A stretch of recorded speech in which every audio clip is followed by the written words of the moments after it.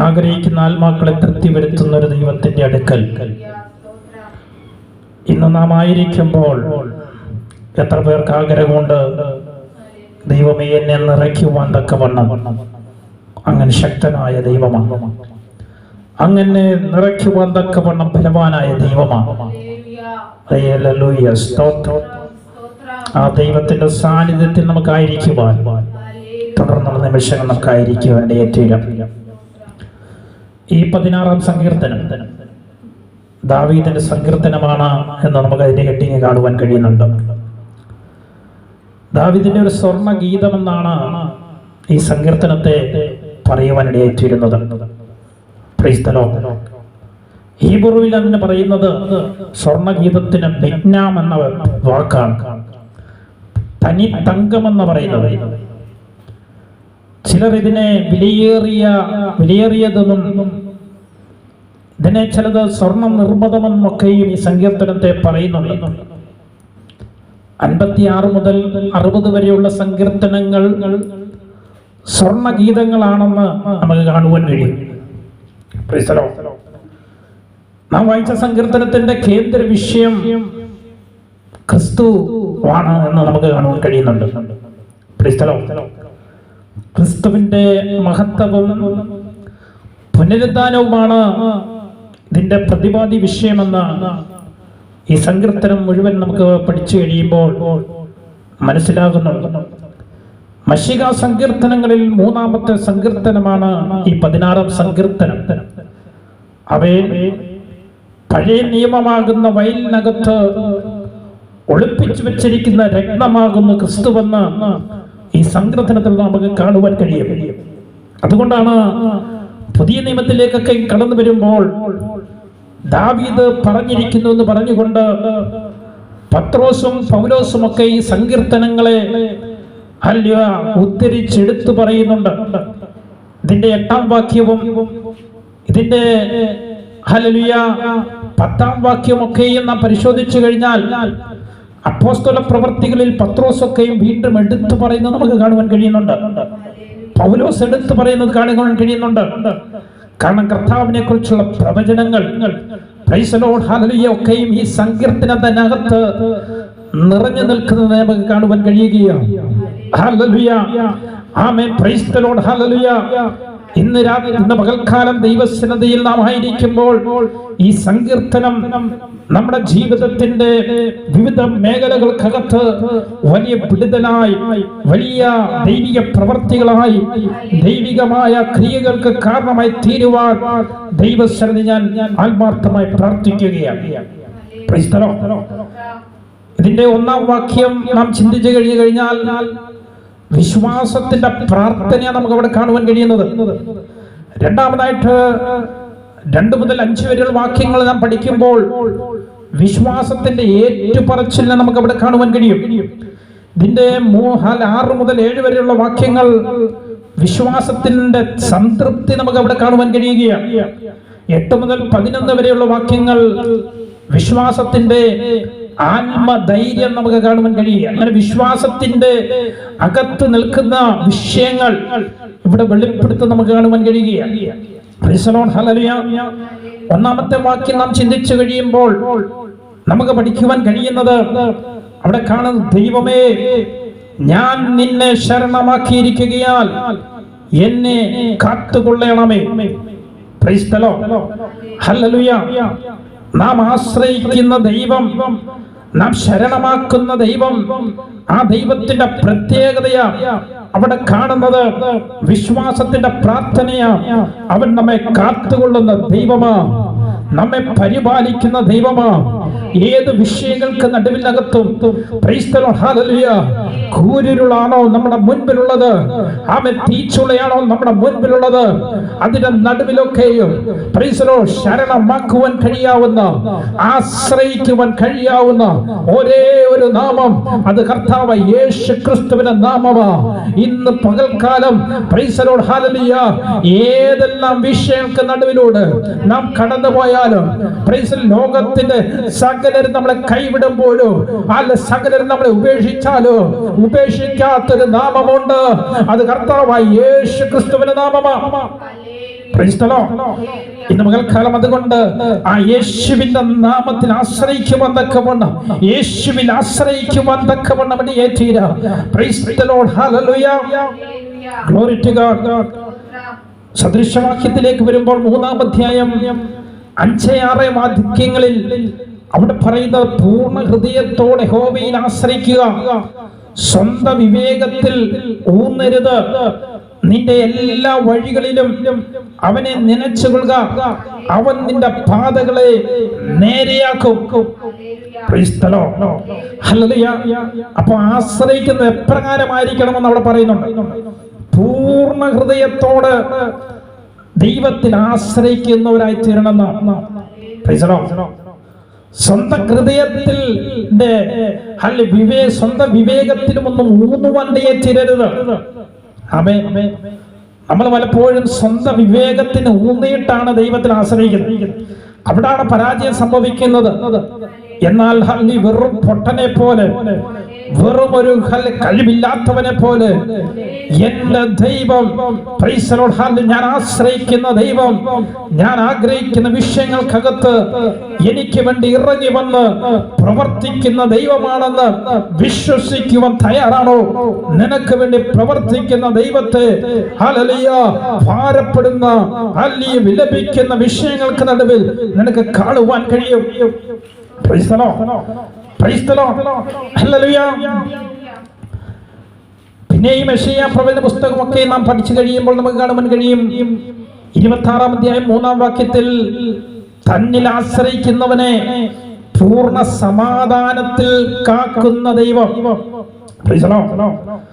നമുക്കറിയാം, ഇവിടുത്തെ ഏത് ഹോസ്പിറ്റലുകളിനകത്ത് ചെന്നാലും, ഏത് ഫാർമസിയിൽ, മെഡിക്കൽ സ്റ്റോറുകൾക്കകത്ത് ചെന്നാലും സമാധാനത്തിനുള്ള മരുന്ന് ചോദിച്ചു കഴിഞ്ഞു കഴിഞ്ഞാൽ അവർ കൈമലർത്തത്തേയുള്ളൂ. Praise the Lord, hallelujah. എന്നാൽ ദൈവത്തിന്റെ വചനം പറയുക, പൂർണ്ണ സമാധാനം നൽകുന്ന ദൈവം, തന്നിൽ ആശ്രയിക്കുന്നവർക്ക് പൂർണ്ണ സമാധാനത്താൽ നിറയ്ക്കുന്ന ദൈവം. Price the Lord, hallelujah. ഞാൻ നിങ്ങളെ ആശ്വസിപ്പിക്കുന്നവനാ, ഞാൻ നിങ്ങളെ സമാധാനം നൽകുന്നവനാ. പ്രൈസ്. ലോകത്തിൽ നിങ്ങൾക്ക് കഷ്ടമുണ്ടെങ്കിലും ധൈര്യപ്പെടുവിൻ, ഞാൻ നിങ്ങളെ ഹല്ലേലൂയ ആശ്വസിപ്പിക്കുന്ന ദൈവം, സമാധാനിപ്പിക്കുന്ന ദൈവം, വിട്ടുവീക്കുന്ന ദൈവം എന്ന് പറഞ്ഞുകൊണ്ട് നമ്മൾ ഇടപെട്ട ദൈവത്തിൽ പ്രൈസ് ദി ലോർഡ് ഇന്ന് പകൽക്കാലം ആശ്രയിക്കുവാനെന്ന് മനസ്സ് വെക്കാമോ? ആമേൻ, സ്തോത്രം. പൂർണ്ണ സമാധാനത്തോട് ദൈവം നിന്നെ, നിന്റെ കുടുംബത്തെയും പരിപാലിക്കുവാൻ തീരും. ജീവിതത്തിനകത്ത്, കുടുംബത്തിനകത്ത് സമാധാനമില്ലാത്ത അവസ്ഥയിലൂടെയാണ് കടന്നു പോകുന്നത്. ഈ യേശുവിനെ യഥാർത്ഥമായി ആശ്രയിക്കുവാൻ തയ്യാറാണെങ്കിൽ നിന്റെ സമാധാനത്തിന്റെ കുറവുകളെ നികത്തുവാൻ തക്കവണ്ണം, സമാധാനത്താൽ നിന്റെ ഭവനത്തെ നിറയ്ക്കുവാൻ തക്കവണ്ണം ഈ യേശു സമ്പന്നനായ ദൈവമാ, സർവശക്തനായ ദൈവമാ. Praise the Lord, praise the Lord.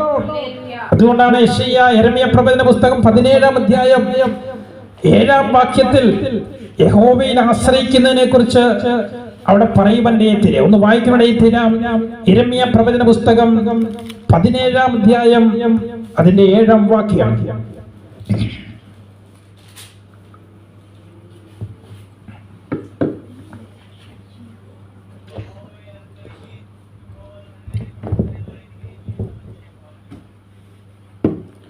ആമേൻ, സ്തോത്രം. അവിടെ നമുക്ക് കാണുവാൻ കഴിയും, യഹോവയിൽ ആശ്രയിക്കുകയും യഹോവ തന്നെ ആശ്രയമായിരിക്കുകയും ചെയ്യുന്ന മനുഷ്യൻ ഭാഗ്യവാൻ. Praise the Lord, hallelujah. Amen, സ്തോത്രം. അവൻ ഭാഗ്യവാനാണെന്ന് ദൈവത്തിന്റെ വചനം സ്പഷ്ടമായിട്ട് പറയുക. ഹല്ലേലൂയ. ഈ ലോകത്തിൽ ഒത്തിരി ഭാഗ്യവാന്മാരെന്ന് പേര് കിട്ടിയവരുണ്ട്. നമുക്കറിയാം, ലോട്ടറികളൊക്കെയും അടിച്ചിട്ട് ഭാഗ്യവന്മാരെന്ന് പേര് കിട്ടിയവരുണ്ട്. പക്ഷെ അന്നേ ദിവസം മുതൽ സ്വസ്ഥമായിട്ട് അവർ ഉറങ്ങിയിട്ടില്ലെന്ന് മനസ്സിലാക്കണം. അന്നേ ദിവസം മുതൽ സ്വസ്ഥമായിട്ട് ജീവിക്കുവാൻ കഴിയാതെ അനേകർ ആത്മഹത്യ ചെയ്ത ഹല്ലിയ ലോകത്തില് നാം ജീവിക്കുന്നത്. എന്നാൽ ദൈവത്തിന്റെ വചനം പറയുക, യഹോവയിൽ ആശ്രയിക്കുകയും യഹോവ തന്നെ ആശ്രയമായിരിക്കുകയും ചെയ്യുന്ന മനുഷ്യൻ ഭാഗ്യവാൻ. ഹല്ലേലൂയ. ഈ ദൈവത്തെ ആശ്രയിക്കുവാൻ കിട്ടിയത് നമ്മുടെ ജീവിതത്തിൽ ഏറ്റവും വലിയ ഭാഗ്യമായിട്ട് നാം കണക്ക് വെക്കുവാൻ തീരണം, മനസ്സിലാക്കുവാൻ തീരണം. ആ യിരെമ്യാ പ്രവചനം തന്നെ അതിന്റെ അടുത്ത വാക്യം 8-ാം വാക്യത്തിലേക്ക് കടന്നു വരുമ്പോൾ അവിടെ യഹോവയിൽ ആശ്രയിക്കുന്ന ഒരു വ്യക്തി ജീവിതത്തെ ഒരു വൃക്ഷത്തോട് സാദൃശ്യപ്പെടുത്തിയിരിക്കുകയാണ്. അവിടെ പറയുന്ന വിഷയങ്ങൾ ഇതാ. 8-ാം വാക്യം, അവൻ വെള്ളത്തിനരികെ നട്ടിരിക്കുന്നതും ആറ്റരികെ വേരൂന്നിരിക്കുന്നതുമായ വൃക്ഷം പോലെയാകും. ഉഷ്ണം തട്ടുമ്പോൾ അത് പേടിക്കുകയില്ല, അതിന്റെ ഇല പച്ചയായിരിക്കും. വരൾച്ചയുള്ള കാലത്തും വാട്ടം തട്ടാതെ ഫലം കായ്ച്ചുകൊണ്ടിരിക്കും. വെള്ളത്തിനരികെ നട്ടിരിക്കുന്നത്, ആറ്റരികെ വേരൂന്നിരിക്കുന്നതുമായ വൃക്ഷം. ഈ വൃക്ഷത്തോട് നാം ഒരു കാര്യം ചോദിച്ചു കഴിഞ്ഞാൽ, എന്താ വൃക്ഷമേ നീ ഇങ്ങനെ തളിർത്തു നിൽക്കുവാൻ, പൂത്തു നിൽക്കുവാൻ കാരണം എന്താണെന്ന് ചോദിക്കേണ്ടേ തീരുമ്പോൾ ആ വൃക്ഷം ഇപ്രകാരം പറയുവേണ്ടേ തീരും, എന്റെ ജീവിതത്തിന്റെ മേടുകളിലൂടെ നോക്കിക്കഴിഞ്ഞാൽ വിവിധമായ സാഹചര്യത്തിനകത്തൂടെ ഞാൻ ജീവിക്കുകയാണ്. ഉഷ്ണം വരും, തണുത്ത കാലാവസ്ഥ വരും. ഇതൊന്നും കണ്ട് കഠിനമേറിയ വേനലിൽ ചൂടിലൂടെ ഒക്കെ കടന്നു പോകും. ഇതൊന്നും കണ്ട് ഞാൻ ഭയപ്പെടത്തില്ല, ഭാരപ്പെടത്തില്ല. കാരണം ഇത് കഴിഞ്ഞ വർഷവും വന്നതാ, അതിനപ്പുറത്തെ വർഷവും വന്നതാ, ഇനി 2025 വരും. 2024 ഇതിലൂടെ കടന്നു പോകേണ്ടത്. പക്ഷെ ഞാൻ പേടിക്കത്തില്ല. കാരണം എന്താണെന്നറിയാമോ? ഞാൻ വെള്ളത്തിനരി നട്ടിരിക്കുന്ന ഒരു വൃക്ഷമാ, ആറ്റരികെ വേരൂന്നിരിക്കുന്നതുമായ ഒരു വൃക്ഷമാ. ഇന്ന് പകൽക്കാലം യഹോവയിൽ ആശ്രയിക്കുന്ന വ്യക്തിയും ഇപ്രകാരം പറയുവാൻ തക്കവണ്ണമിടിയേറ്റേരും, ഞാൻ ദൈവത്തിൽ ആശ്രയിക്കുന്ന വ്യക്തിയാ. ദൈവ വചനത്തിൽ നിന്ന് ഓരോ ദിവസവും ഭക്ഷിച്ച് ബലപ്പെടുന്ന ഒരു വലിയ വ്യക്തിയാ. ആമേൻ, സ്തോത്രം. അങ്ങനെ ദൈവത്തിൽ ആശ്രയിക്കുകയും ദൈവവചനത്തിൽ നിന്ന് ഭക്ഷിക്കുകയും ആമേൻ പരിശുദ്ധാത്മാവിന്റെ നിയോഗത്തിൽ ചെയ്യുന്ന ഒരു വ്യക്തി ജീവിതത്തിന് ഈ വൃക്ഷത്തെ പോലെ പറയുവാൻ കഴിയും. ഉഷ്ണം തട്ടിയാലും ഞാൻ അതിനെ കണ്ട് പേടിക്കുകയില്ല, അത് അതിനെ കണ്ട് പേടിക്കുകയില്ല. അടുത്ത വാക്യം പറഞ്ഞ അതിന്റെ ഇല പച്ചയായിരിക്കും.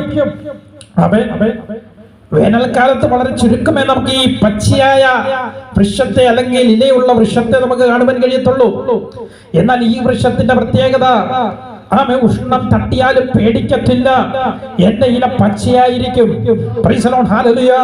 എന്ന് വെച്ച് കഴിഞ്ഞാൽ യഹോവയിൽ ആശ്രയിക്കുന്ന ഒരു വ്യക്തി ജീവിതത്തിന് ഈ ലോകത്തിൽ വിവിധമായ വിഷയങ്ങൾക്കകത്തൂടെ കടന്നു പോകേണ്ടി വന്നാലും ഞാൻ ആത്മീയത്തെ തകരത്തില്ല, ആത്മീയത്തെ തളരില്ല, ആത്മീയത്തിൽ ശക്തി പ്രാപിച്ച് എന്നും പച്ചില പോലെ നിൽക്കുന്ന പച്ചമരം പോലെ നിൽക്കുന്ന ശ്രേഷ്ഠമേറിയ വൃക്ഷത്തെ പോലെ ഞാനായി നിൽക്കുമെന്ന് പറയുവാൻ നമുക്ക് ധൈര്യം പ്രാപിക്കണം. ഇവിടെ പറയുക അടുത്ത വാക്ക്, വരൾച്ചയുള്ള കാലത്തും വാട്ടം തട്ടാതെ ഫലം കായ്ച്ചുകൊണ്ടിരിക്കും. വരൾച്ചയുള്ള കാലത്തും ജീവിതത്തിൽ സന്തോഷമുണ്ട്, അല്ലിയ ദുഃഖമുണ്ട്, വിവിധമായ പ്രശ്നങ്ങൾ കടന്നു വരും, രോഗങ്ങൾ കടന്നു വരും, സാമ്പത്തിക ബുദ്ധിമുട്ടുകൾ കടന്നു വരും, ജോലി നഷ്ടപ്പെടും, ജോലിയെ കുറിച്ചുള്ള ഭാരങ്ങൾ, വിവിധമായ വിഷയങ്ങൾ, ഇതിനൊക്കെ നടുവിലൂടെ കടന്നു പോകാനും വരൾച്ചയുള്ള കാലമായിരുന്നാലും വാട്ടം തട്ടാതെ ഫലം കായ്ച്ചുകൊണ്ടിരിക്കും ഞാൻ. Praise the Lord. Praise the Lord. Hallelujah. ഇന്ന് പകൽക്കാലം ഹല്ലേലൂയ സകലതും നഷ്ടപ്പെട്ടാലും praise the Lord. Hallelujah. സകലത്തിന്റെ നടുവിൽ എടുത്തു പറയുവാൻ നമുക്കൊന്നുമില്ലെങ്കിലും ആമേൻ ഹല്ലേലൂയ സങ്കീർത്തനക്കാരൻ പറയുന്നത് പോലെ ഞാൻ ആശ്രയിക്കുന്ന ദൈവം praise the Lord ഞാൻ ശരണമാക്കുന്ന ദൈവം അവൻ എന്നെ കാത്തു പരിപാലിക്കുന്ന ദൈവമാ. Praise the Lord. വരൾച്ചയുള്ള കാലത്തും വട്ടം തട്ടാതെ ഫലം കായ്ച്ചു കൊണ്ടിരിക്കുന്ന ഒരു വൃക്ഷം പോലെ നമ്മുടെ ജീവിതത്തിന്റെ ഓരോ നിമിഷവും ഫലം കായ്ക്കുവാൻ തക്കവണ്ണം ഇടയായിത്തീരണം. Praise the Lord. Hallelujah. Glory to God. അതുകൊണ്ടാണ് അനേകർ രഥങ്ങളിൽ ആശ്രയിക്കുമ്പോൾ, അനേകർ കുതിരകളിൽ ആശ്രയിക്കുമ്പോൾ, അനേകർ സ്നേഹിതന്മാരിൽ ആശ്രയിക്കുമ്പോൾ, അനേകർ സമ്പത്തിൽ ആശ്രയിക്കുമ്പോൾ, അനേകർ അധികാരത്തിൽ ആശ്രയിക്കുമ്പോൾ പ്രൈസ് ദി ലോർഡ് ഹല്ലേലൂയ നമ്മുടെ കർത്താവായ യേശു ക്രിസ്തു നമുക്ക് വേണ്ടി നല്ലൊരു മാതൃക കാണിച്ചിട്ടാ പോയത്. എന്താണെന്നറിയാമോ? ഹല്ലേലൂയ തന്നെ ഈ ഭൂമിയിലേക്ക് അയച്ച പിതാവിന്റെ അടുക്കൽ കടന്നു ചെന്ന് ഹല്ലേലൂയ പിതാവിൽ ആശ്രയിക്കുന്ന, പിതാവിനോട് സംസാരിക്കുന്ന ഒരു ക്രിസ്തുവിനെ ഹല്ലേലൂയ നമുക്ക് ഹല്ലേലൂയ ദർശിക്കുവാൻ കഴിയും. Price the Lord. Praise the Lord. Hallelujah. Hallelujah. അതുകൊണ്ടാണ് യോഹന്നാന്റെ സുവിശേഷം 6-ാം അധ്യായം 38-ാം വാക്യം ഒന്ന് വായിക്കുവാൻ എത്തിയില്ല. യോഹന്നാന്റെ സുവിശേഷം 6-ാം അധ്യായം 38-ാം വാക്യം.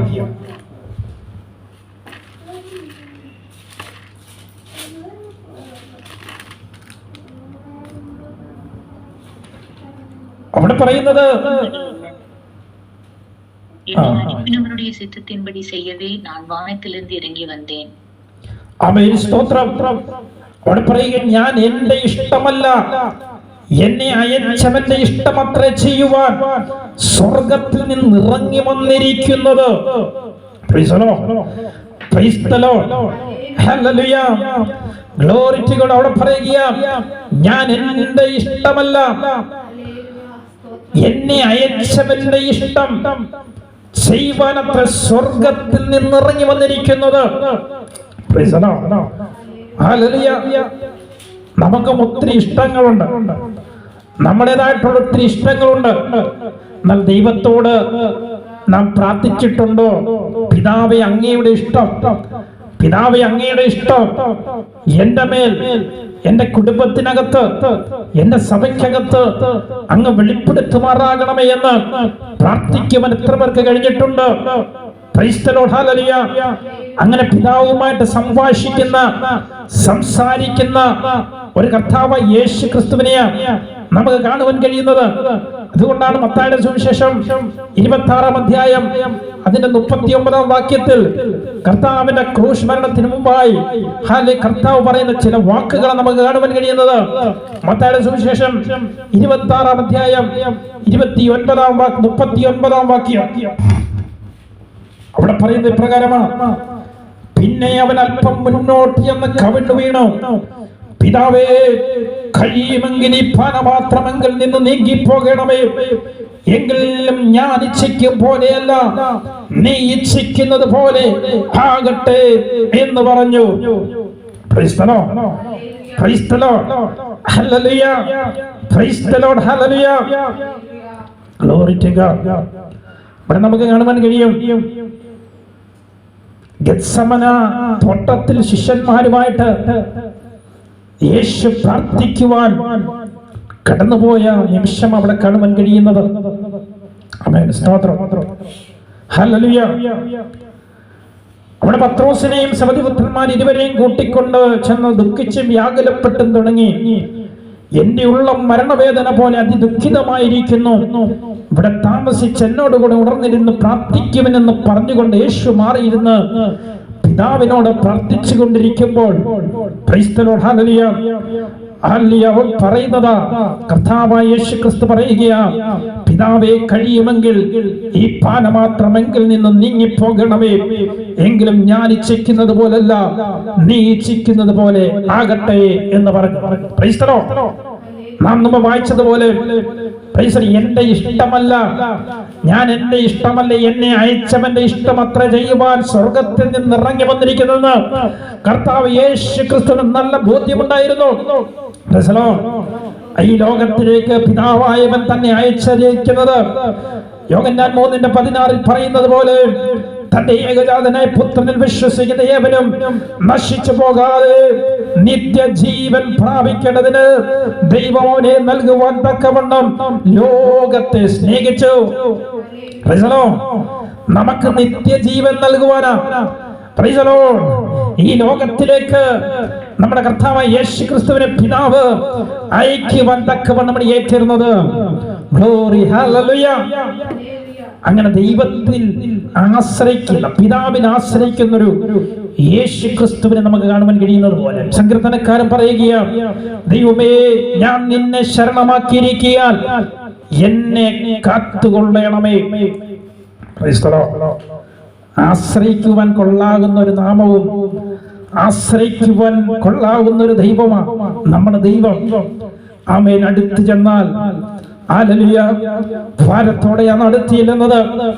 അവന്റെ ഭാരങ്ങൾ ഇറക്കി വെച്ചിട്ട് അവനെ സമാധാനത്തോട്, അവനെ സൗഖ്യത്തോട്, അവനെ സന്തോഷത്തോട്, വിടുതലോട് മടക്കി അയക്കുന്ന ഒരു ദൈവമാണ് നമ്മുടെ ദൈവമെന്ന് മനസ്സിലാക്കിക്കൊണ്ട് ഇന്ന് പകൽക്കാലം ആ ദൈവത്തിൽ കൂടുതൽ ആശ്രയിക്കുവാൻ നമുക്കിടയായി തീരാം.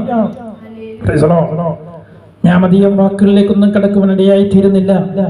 അതിന്റെ 2-ാം വാക്യം പ്രകാരം സങ്കീർത്തനത്തിന്റെ പുസ്തകത്തിലെ 16-ാം അധ്യായം 2-ാം വാക്യം, ഞാൻ യഹോവയോട് പറഞ്ഞത് നീ എന്റെ കർത്താവാകുന്നു, നീ ഒഴികെ എനിക്കൊരു നന്മയുമില്ല. എത്ര പേർക്ക് പറയുവാൻ കഴിയും, ദൈവമേ ഹല്ലേലൂയ, നീ ഒഴികെ എനിക്കൊരു നന്മയുമില്ല. ആമേൻ. Praise the Lord. ദാവീദ് പറയുവാൻ കാരണം എല്ലാ ഉയർച്ചയും നന്മയും ദൈവത്തിൽ നിന്ന് ആണെന്നുള്ള ആ തിരിച്ചറിവുണ്ടല്ലോ. ആ തിരിച്ചറിവിൽ അവൻ പറയുകയാണ്, നീ ഒഴികെ എനിക്കൊരു നന്മയുമില്ല. Praise the Lord. ഹല്ലേലൂയ. അല്ലാതെ ചില പൊസിഷനുകളും സ്ഥാനങ്ങളും ചില ഉയർച്ചകളും ബാങ്ക് ബാലൻസും ഒക്കെ വർദ്ധിക്കുമ്പോൾ സ്വയമായി നിഗളിച്ച്, സ്വയമായി പുകഴ്ത്തി പറഞ്ഞ് ഹല്ലേലൂയ തങ്ങളെ തന്നെ ഉയരുന്ന അനേക വ്യക്തി ജീവിതങ്ങൾ നമ്മുടെ ഈ ലോകത്തിൽ വിവിധമായ മേഖലകളിൽ നമുക്ക് കാണുവാൻ കഴിയും. എന്നാൽ ദൈവത്തിൽ ആശ്രയിക്കുന്ന ഒരു ദൈവവൈതലിന് എപ്രകാരമേ പറയുവാൻ കഴിയുള്ളൂ, നീ ഒഴികെ എനിക്കൊരു നന്മയുമില്ല. Praise the Lord. Praise the Lord. അതുകൊണ്ട് പ്രൈസ് ദി ലോർഡ്. ഹല്ലേലൂയ. അതിന്റെ 8-ാം വാക്യത്തിലേക്ക് വരുമ്പോൾ, ഞാൻ യഹോവയെ എപ്പോഴും എന്റെ മുമ്പിൽ വെച്ചിരിക്കുന്നു, അവൻ എന്റെ വലതുഭാഗത്തുള്ളത് കൊണ്ട് ഞാൻ കുലുങ്ങിപ്പോകയില്ല. എപ്പോഴും നമ്മുടെ മുൻപിലുണ്ടോ? Praise the Lord. Praise the Lord. നമ്മുടെ സംസാരം നോക്കിയാൽ എപ്പോഴും നമ്മുടെ മുമ്പിൽ നമ്മുടെ കർത്താവുണ്ടോ? നമ്മുടെ നടപ്പ് നോക്കിയാൽ, നമ്മുടെ ജോലി മണ്ഡലങ്ങളിൽ നോക്കിയാൽ എപ്പോഴും നമ്മുടെ കർത്താവ് നമ്മുടെ മുമ്പിലുണ്ടോ? Praise the Lord. Praise the Lord.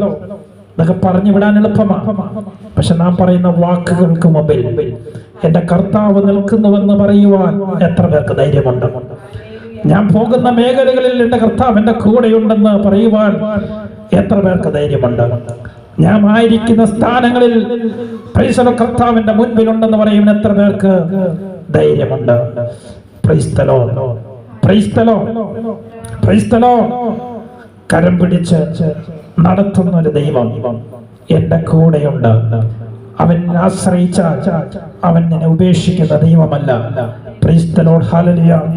ആ ദൈവം പ്രൈസ് നിങ്ങളെ പിന്നെയും വഴി നടത്തട്ടെ എന്ന് പ്രാർത്ഥിച്ചുകൊണ്ട്, ആ കർത്താവിൽ ആശ്രയിച്ചു മുന്നേറുവാൻ ദൈവം നിന്നെ ഇടയാക്കട്ടെന്ന് പ്രാർത്ഥിച്ചുകൊണ്ട് എന്റെ വാക്കുകളെ ഉപസംഹരിക്കുന്നു. ഈ വചനങ്ങളാൽ ദൈവം നിങ്ങളെ ഓരോരുത്തരെയും ധാരാളമായി അനുഗ്രഹിക്കട്ടെ. ആമേൻ.